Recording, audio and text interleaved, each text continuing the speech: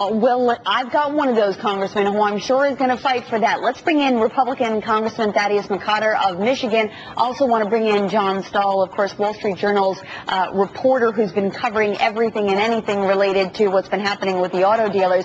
Congressman, what have you heard about where things stand? As of late last night, we heard that Congressman Upton was talking to the Transportation Department as well as the White House about trying to release the other $3 billion that was initially put aside for this program. Where does that stand?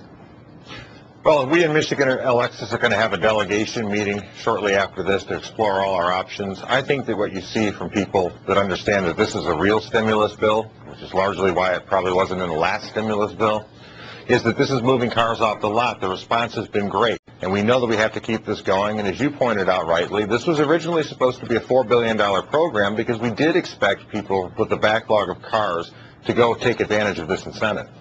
John, where did the funds initially come from, and is this a reflection of the fact that the government just very poorly estimated what the reaction would be, because the deadline on this program was November 1? Well, yeah, I think there was an underestimation in terms of how much demand there would be. I myself was a little bit skeptical in terms of how many people would take advantage of it. Felt that the consumer was dead set on being on the sideline for a while. It will be interesting to see where these sales are coming from, and once they are tallied up, how many cars have been sold. You know, we don't know for sure whether or not this has been as successful as billed. You know, but leaving the skepticism aside, there definitely has been a stronger performance at the dealership than I think initially was expected.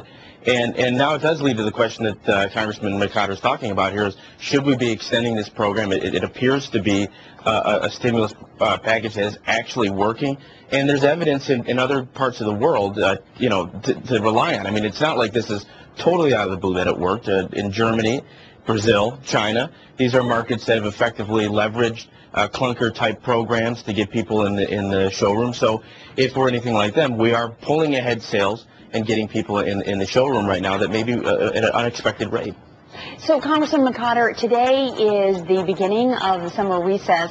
Tell me, do you think that all the parties can get together to rescue this so that we don't go home without the program in full effect? Well, that's correct, Alexis. This is our last day, so thank you for adding to my stress level in the people of Michigan.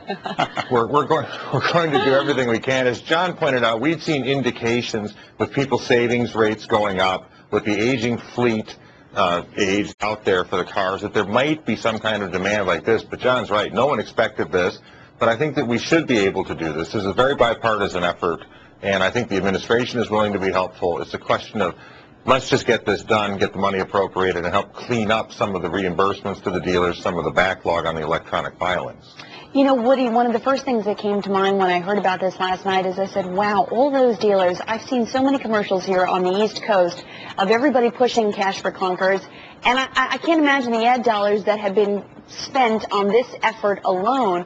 What do you do now if you don't know where things stand, or if, in fact, they're not ready to appropriate those funds as quickly as we'd like to see it? Well, I think it's shame on them, Alexis, if they don't. I mean, this is a stimulus that's actually working. It's creative excitement. You know, I peek over my fence. I look at my dealer competitors' row of clunkers behind his store, my store. Excitement. We're selling cars. The ads dollars that are generated. Everybody doesn't actually qualify for the clunker deal, but they're coming in and they're taking a good look at what each and every manufacturer has to offer. They're seeing the great economy. They're seeing the great rebates. They're seeing the great deals. I can just beg the Senate and the Congress, whoever's going to put this money together today, to take a good peek. Look at the excitement. The backlog in the computer system is the only little glitch, but the excitement and the sales are there. So this is what this country needed, and I applaud them. And the little, like again, the little snafu of the paperwork. You know, all that does is protect the consumer and protect the dealer. All we're trying to do is do what they said, get it right, get the information in the computer, and they'll get us paid. In the meantime, the most important part is we're selling cars, and the stimulus is really helping us. So I'm so excited. You know, we can't stand it, but I really hope we can find the money to keep this thing going through November. The excitement sells cars, and believe me, that's what's been going on right now, ever since this program started, and that's what we've been lacking in the last year or so. We get the industry back to 15 million cars. Look out, the whole country's going to rock. That's what I'm after. Well, that would be a great miracle right now, Woody. I love your enthusiasm. John, let me go back to you for just a second here, because the thing that concerns me about this is I was thinking that perhaps members of Congress or those who authored this bill had done some homework based on what it looked like in some of the other countries you talked about. For example, in Germany, they appropriated $5 billion, but they have a population of, just north of 80 million people. We've got a population of 300 million people, and yet we appropriated $1 billion. I mean, even if we get to release the other $3 billion, will it be enough? I mean, will we just run out? If we ran out in less than 1 week on $1 billion, have we put enough money toward the program?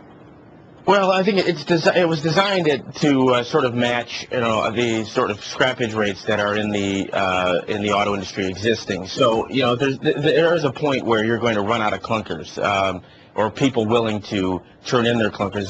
This is really aimed at people who have cars that are worth $4,500 or cheaper, and there are only so many of those people who are actually in the market to buy a new car and can get financed. I mean, if you have a car that's worth $4,500 or less, it's either a disposable car that you're using for your kids or extra that you can turn in and get a new one, or it's a car that you absolutely need to get back and forth to work and you don't have the income to go out and get a new car. So either they're going to have to lift the ceiling on how much they're willing to give the people in order to make this thing continue to roll, or there's got to be a lot more people out there than we expect who actually would participate in the program. The one downside to this, and the one thing that the administration and Congress need to think about, is how many sales do you want to pull ahead from the future?